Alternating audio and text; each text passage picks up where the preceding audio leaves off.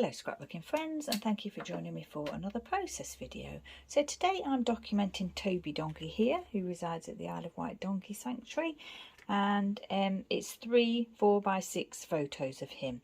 I couldn't decide, I was originally thinking I might use 2, but I couldn't eliminate 1, so we're using all 3. So this is like 3 quite large photos, and they're going to be placed horizontally centered across the page. I've already torn this brown textured cardstock here to place them onto, and I've got this pattern paper from my Let's Get Cozy pattern paper pad from the range. I've got this tag here that I've set with a green eyelet and some jute twine there, and then I've got my American Crafts Tinsel Town alphas there, foam alphas. I've got a corrugated heart here and some little wood hearts and punched hearts and stars and wood stars there. So yeah, I've been using my punch today. So what I thought I would do is place this down first, which I haven't actually done yet. So I need to just do that. Just pop the glue on there, and now I'll just place that how I want that to be. Just grab my tea ruler. See if we can try and get that placed straight as possible. Well, it's a torn edge, so it doesn't really matter, but what I mean is against the edge of the paper, so that it fits snugly on this side and this side, which I'm not very good at doing by eye. Right, so that's that down, and then we've got these 3 photos, haven't we? I've mounted this one on foam just to raise that slightly, because these are more of his face and this is kind of his whole head, so I thought I'd have that one in the centre. And I was thinking I would probably put the title up here, like another kind of central design, so title, photos, journaling, although in this case the photos do extend across the page. We'll get this one, see if we can get this one down. Use wet glue on the foam, and also it will give us a little bit of leeway whilst we're deciding how to place these other 2 photos. And Toby here is 9 years old, so he came to the sanctuary when he was 6 months old with his mummy Tabitha. They came from Wales because they'd lost their grazing, which is quite often a reason why the donkeys come to the sanctuary. And yeah, he was very, very cute when he was 6 months old. He's still very cute now, but he's not a little, not a tiny foal anymore. So I was grooming him this day. I'd actually gone in to groom another donkey, but it was hard to kind of get that donkey to cooperate.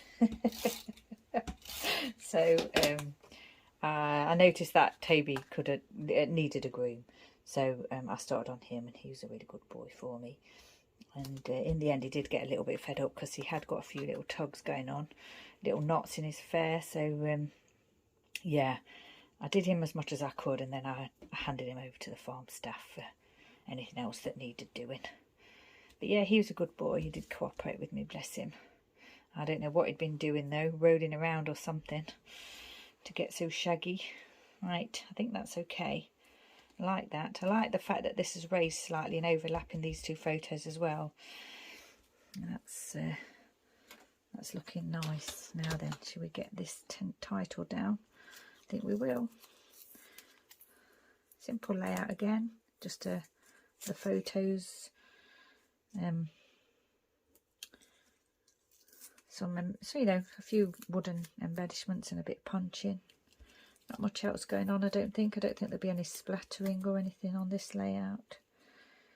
Don't think I've introduced you to Toby before. I don't think Toby's even been in my traveller's notebook, actually. He's in the Jack the Lad's herd. So the herd of all the youngish sort of boys, teenage boys we call them. Quite a lively herd they are. He's one of those. So yeah, I don't normally spend a lot of time with them. But I did on this day. I spent quite a bit of time with Toby here. So what I did was, I got these my wood pieces out as usual. And then I was kind of thinking of, maybe it needed a little bit more. So I thought, oh, I'll use some of the scrap textured cardstock and punch a few bits out of it. So this is what I did here. And I was a little bit lazy on this one here, if you notice. Punched it off the edge. Punched it off the edge there. But I actually thought I would use that one. So it's here. And I thought I'd probably pop that on the edge of the paper. So, going off of the edge of the paper, which I quite like to do. So sometimes, you know, when you make a mistake or you're being a little bit lazy with your punching and you don't quite get what you want, the punched image that you want, then, you know, if you think outside the box a little bit, you can sometimes use it anyway, which is what I'm doing today. So I thought, there, that's Toby's name there. That's those two. It's quite tone on tone. This is darker, but, you know, it is quite tone on tone. I could outline it or something if I wanted to, but I'm not sure I'm going to do that. We'll see. I've got this tag. I thought about inking this, but I decided to leave it as it is, plain. I think the photos are in the right place. This one can just about fit on there unless we move it over slightly and it goes underneath a little bit there. And then I've got these other pieces here. So I punched a heart out and stuck it underneath this one. So that's showing it through the little heart, the little cutout bit there. And I've got this one that I just showed you that's, you know, going off, will go off the edge of the page. And I've just got a couple more in my hand here, deciding what to do with them. And I did punch an extra one out, but I've also got the punchers near me. I use the Fiskars thick punchers. They're my choice. I like those. Fiskars thick, because you can use card in them, which you can't do in a lot of punchers. Or they don't like card because they're only intended for paper. That's what I meant. So we've got this large heart here that we need to think about placement. Whether that can come slightly down below the photo. This one's moving a little bit because of the wet glue. It does give me a little bit of an opportunity to, you know, move it up slightly if I want to, which I think I'm going to do because this is, I like this in this position here that it's in. So we'll do that, I think. Which means I've also got to get this piece stuck down. I quite like that in that position that it's in as well, so I think I'm just going to leave it and pop some wet glue under there, and I might add a staple or something after. This one's going to need a little bit of red line tape on it. That's the tape added, and now I'm going to add a little bit of wet glue just for extra adhesion. We'll pop that. Once this goes down, it's not moving because of the red line tape, so that's going there. There, just like that. And I think I'll pop this one right underneath it, just up to the edge, the paper there.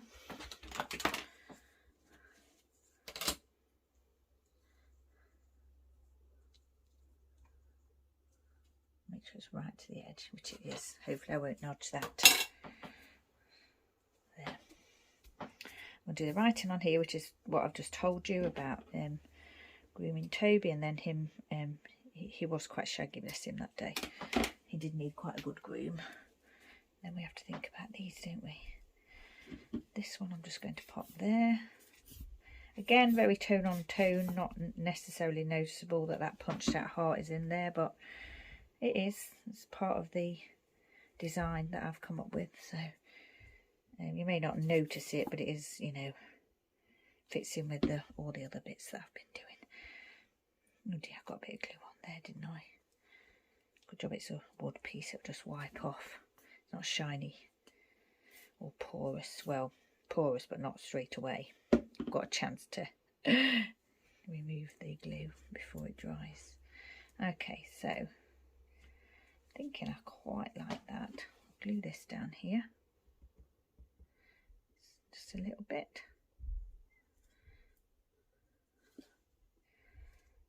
There.